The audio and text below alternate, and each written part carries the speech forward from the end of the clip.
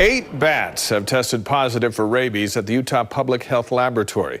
Health officials remind all of us to avoid contact with bats and take precautions with our pets. New at 6, new Specialist Jed Boal's live with how pet owners play an important role in reducing the spread of rabies. Jed? That's right, Dave. All warm-blooded animals are at risk for rabies, but dogs and cats are probably the most likely to go out and find a dead bat or a rabies-infected bat and play with it, maybe even bring it home. That's one important reason that getting vaccinations, a rabies vaccination for our pets, is mandatory.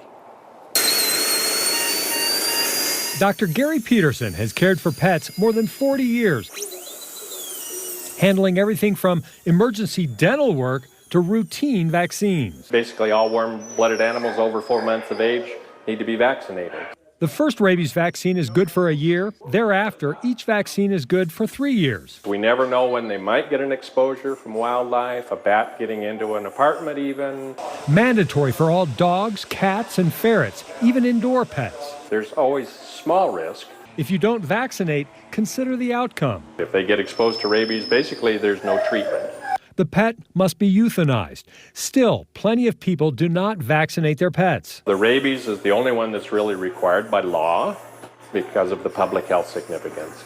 This health lab tests hundreds of animals for rabies each year. Raccoons and skunks, dogs and cats, and a lot of bats. A common scenario? Someone's cat, indoor-outdoor cat, bringing in a dead bat into the house, and they're found playing with it. That's a potential rabies exposure for your pet and you. August, September is the most common time of the year for bats to be found positive.